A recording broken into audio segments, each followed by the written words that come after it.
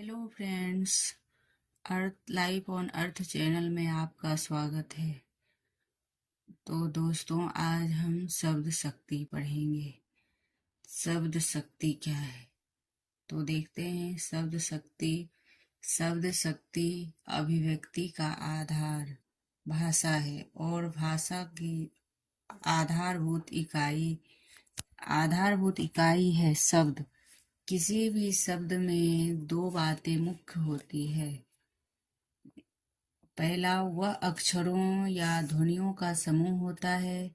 यथा कमल शब्द में कमल तीन अक्षर या तीन ध्वनियां हैं। उसमें विशेष अर्थ निहित होता है।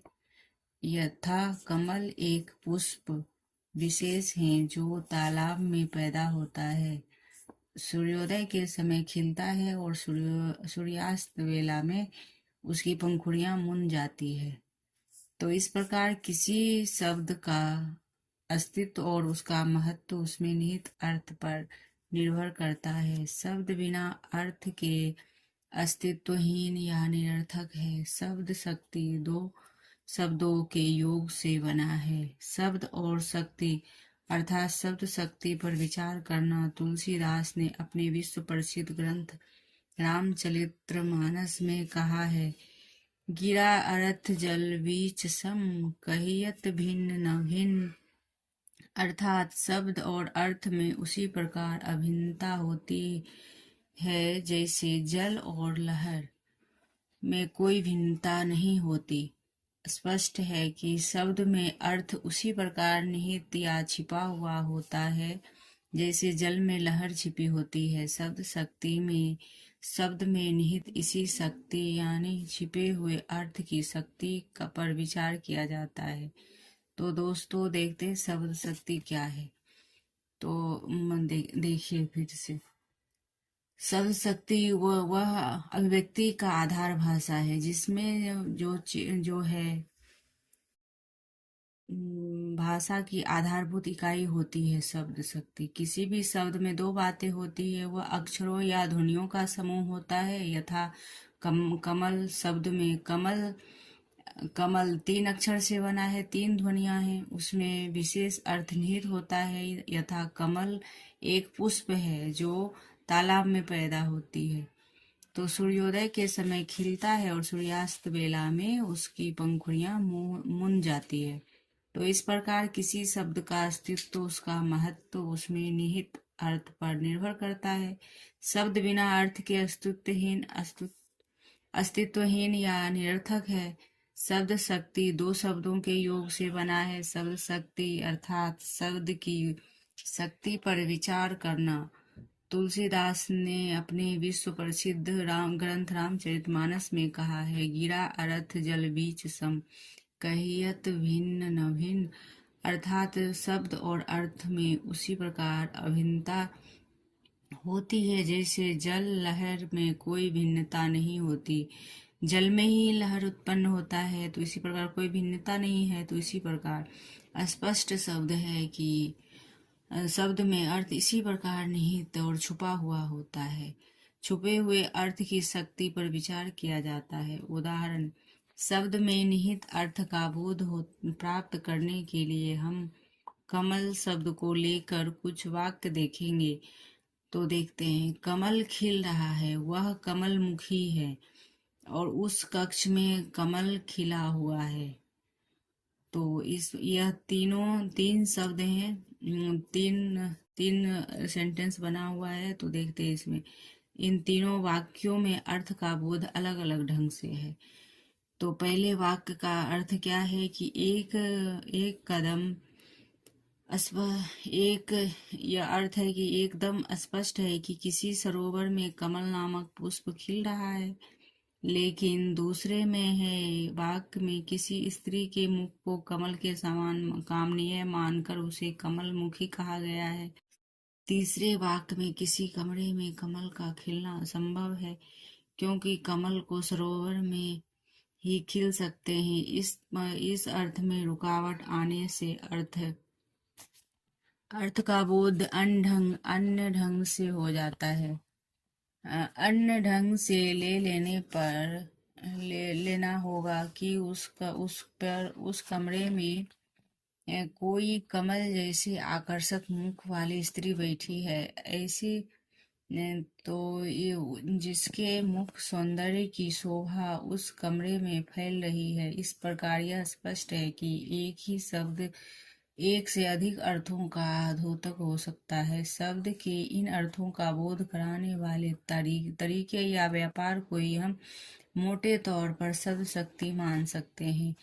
शब्द शक्ति की परिभाषा। शब्द शक्ति क्या है, तो देखते हैं शब्द शक्ति की परिभाषा।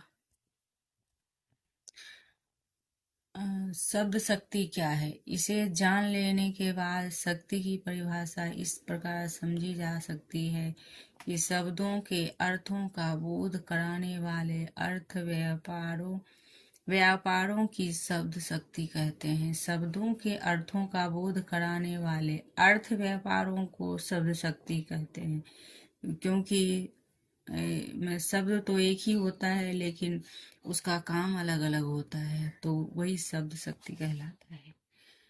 स्पष्टीकरण में काव्य में प्रयुक्त शब्दों के अर्थ ग्रहण से ही काव्य आनंददायी बनता है। अतः शब्द के अर्थ को समझना ही काव्य के आनंद को प्राप्त करने की प्रधान सीढ़ी है। शब्द के अर्थ को समझने में शब्द शक्ति सहायक सिद्ध हो जा सकती है। शब्द शक्ति को बिना जाने काव्य आनंद प्राप्त नहीं किया जा सकता। काव्य का आनंद प्राप्त नहीं किया जा सकता। तो शब्द शक्ति के भेद और उपभेद देखते हैं।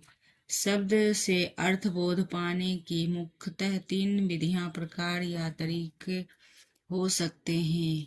इन्हीं के आधार पर शब्द शक्ति के 3 भेद माने गए हैं। अभिधा, लक्षणा, व्यंजना। शब्द के भी 3 भेद हैं। तो शब्द शक्ति के तीन भेद हैं, अभिधा, लक्षणा, व्यंजना। और शब्द के भी 3 भेद होते हैं, वाचक वाच्यार्थ, लक्षक लाक्षार्थ और व्यंजक व्यंग्यार्थ। तो अभिधा का संबंध वाच्यार्थ से है, लक्षणा का संबंध लक्ष्यार्थ से और व्यंजना का संबंध व्यंग्यार्थ से है। शब्द के इन्हीं 3 भेदों पर शब्द शक्तियों के 3 भेद प्रचलित हैं। अभिधा वाच्यार्थ पर आधारित, लक्षणा लक्षार्थ पर आधारित, व्यंजना व्यंग्यार्थ पर आधारित। व्यंजना उपभेद।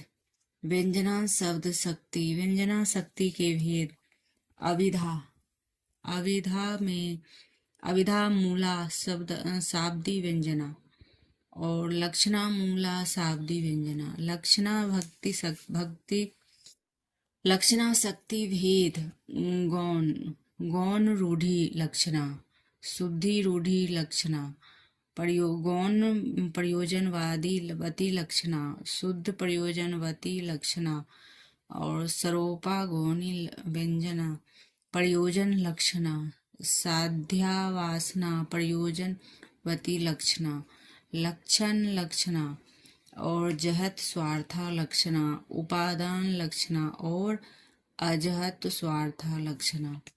तो दोस्तों, ये व्यंजना शक्ति के भेद और लक्षण शक्ति के भेद ये महत्वपूर्ण हो जाता है प्रतियोगी एग्जाम के दृष्टि से। तो यह लक्षणा शक्ति के भेद यह सभी याद करने के लिए है, क्योंकि इससे एग्जाम में पूछा जाता है सवाल।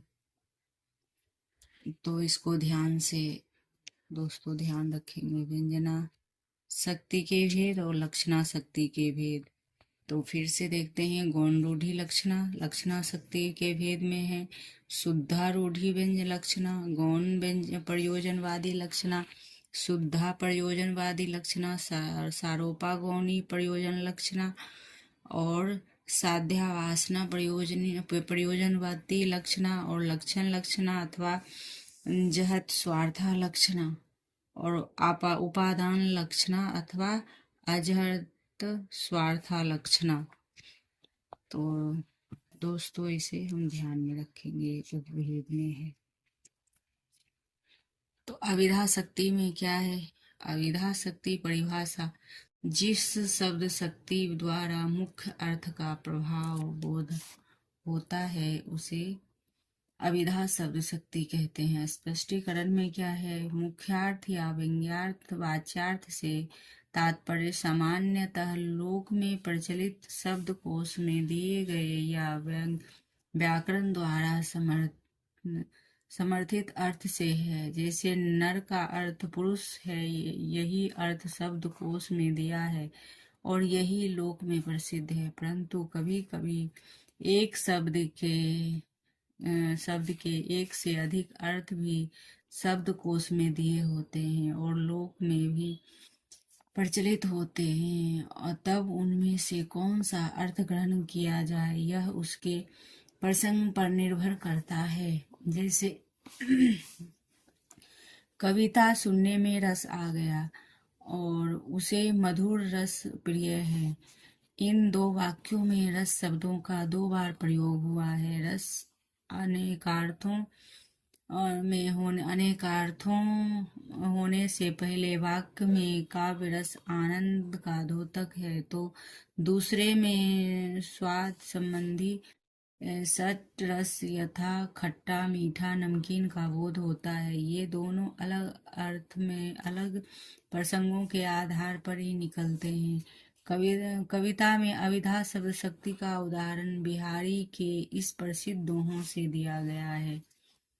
तो कनक कनकते 100 गुनी मादकता अधिका, या खाए बौरात जग वा पाए बौराए। यहाँ कनक शब्द के 2 अर्थ हैं, धतूरा और सोना। प्रसंगानुसार ही ग्रहण किए गए ये दोनों अर्थ कोश सम्मत और लोक प्रचलित है, अतः यहाँ शब्द की अविधा शक्ति है। तो यह देखा जाता है दोहा एग्जाम में कि कौन सी शब्द शक्ति है। इसमें इस प्रकार के दोहे दिया जाता है और उसमें पूछा जाता है तो कौन सी शब्द शक्ति इसमें है। तो इसमें अविधा में ये दोहा को दोनों अर्थ में कोश सम्मत लोक प्रचलित है। यहाँ पर शब्द शक्ति की अविधा शब्द शक्ति है। तो वाचक शब्द के भेद। अविधा शब्द शक्ति में वाच्यार्थ ग्रहण किया जाता है, अर्थात इसमें वाचक शब्दों का प्रयोग होता है। इनके 3 भेद हैं, रूढ़, यौगिक और योग रूढ़। तो दोस्तों एग्जाम में रूढ़, यौगिक और योग रूढ़ के बारे में भी पूछा जाता है। तो इसमें वाचक शब्द के भेद अविधा शब्द शक्ति में है ये रूढ़, यौगिक और योग रूढ़। यह ध्यान रखने की बात है। रूढ़ शब्द वे हैं जिन शब्दों की कोई व्युत्पत्ति नहीं होती है और जिनके अवयव टुकड़े नहीं किए जा सकते। जैसे गेहूं रूढ़ में क्या होती है? जिसमें टुकड़े नहीं किए जा सकते। जैसे गेहूं, चना, गुलाब आदि ये तीनों ही ये शब्द ऐसे हैं जिनकी न तो व्युत्पत्ति संभव है और न उनको खंडित किया जा सकता है। गेहूं एक अन्य विशेष के लिए लोक में रूढ़ हो गया। इसी प्रकार चना और गुलाब भी अन्य विशेष या पुष्प विशेष के लिए लोक में रूढ़ या प्रसिद्ध हो चुके हैं। इसलिए गेहूं को चना या चना को गेहूं नहीं कहा जा सकता। कमल शब्द भी रूढ़ कोटि में आएगा। गुलाब को कमल या कमल को गुलाब कहना भी इसलिए संभव नहीं है क्योंकि ये दोनों अलग अलग पुष्पों के लिए पहले रूढ़ हो चुके हैं। रूढ़ का ही अर्थ है कि रूढ़ द्वारा मान्यता प्राप्त। यौगिक शब्द वे हैं जिसमें योग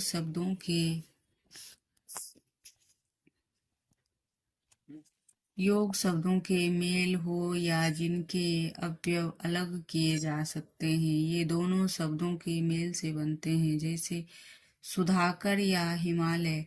इन शब्दों में 2 अवयव इस प्रकार हैं। सुधाकर अर्थात अमृत की किरण वाला, हिमालय अर्थात सुधाधन कर अर्थात अमृत की किरणों वाला सुधाकर। और हिमालय, हिम धन आलय अर्थात हिम बर्फ का घर, आलय मीन्स घर और हिम मीन्स बर्फ। इसी प्रकार कमल शब्द पहले ही रूढ़ हो लेकिन उसके पर्यायवाची पंकज, नीरज ये सभी यौगिक हैं। तो क्योंकि इन सभी शब्दों का निर्माण दो शब्दों के योग से हुआ है, जैसे पंकज, पंख से जन्मा तो पंकज हो गया। सरोज, सरोवर, सर मीन्स सरोवर से जन्मा सरोज है। और नीरज, नीर मीन्स पानी से जन्मा नीरज। भूमि, भूपति तो नरेश आदि, तो जो भू का स्वामी होता है वही उन्हें भूपति कहा जाता है, भूमि का स्वामी उन्हें नरेश कहा जाता है। तो इस प्रकार के यौगिक शब्द हैं। योग रूढ़ में देखते हैं वे शब्द हैं जिनमें यौगिक शब्द है। योग रूढ़ में वे शब्द हैं जिनमें यौगिक शब्दों के समान अवयवों के समुदाय से अर्थ का बोध होता है, परंतु साथ ही वे शब्द किसी विशेष अर्थ के लिए रूढ़ या प्रसिद्ध भी हो जाते हैं। जैसे मुरलीधर शब्द को ही ले, यह तो मुरली धनधर शब्दों से बना है, तो जिनका अर्थ है मुरली को धारण करने वाले, किंतु वह किसी भी मुरली धारण करने वाले के लिए प्रयुक्त न होकर केवल श्री कृष्ण के लिए है और अर्थ के लिए ही रूढ़ प्रसिद्ध हो गया है। तो इस प्रकार गिरधर, गिरिधनधर तो इसका प्लस बराबर पर्वत को धारण करने वाले, तो ये गिरधर हैं। तो पर्वत को धारण करने वाले सभी के लिए प्रयुक्त ना हो के मात्र श्री कृष्ण के लिए हैं, तो के लिए हैं तो रूढ़ हो गया। इसी प्रकार पंकज शब्द, पंकज कीचड़ हैं, पंक मीन्स कीचड़, तो में जन्मे मेढक, सिंघाड़ा आदि के लिए प्रयुक्त न होकर केवल कमल के अर्थबोधक रूप में ही रूढ़ हो गया। तो इस प्रकार दोस्तों आज हम यहीं तक पढ़ेंगे, ये वाचक शब्द के भेद तक रूढ़, यौगिक और योग रूढ़, इसको अच्छी तरह से ध्यान में रखेंगे क्योंकि यह परीक्षा के लिए महत्वपूर्ण है, प्रतियोगी परीक्षा के लिए। तो इसको बार बार हम ध्यान में रखेंगे पढ़कर, इसे बार बार पढ़कर पूरी तरह ध्यान में रखेंगे क्योंकि विस्तार पूर्वक यह पढ़ाया गया है। तो दोस्तों आगे अगली क्लास में पढ़ेंगे। धन्यवाद।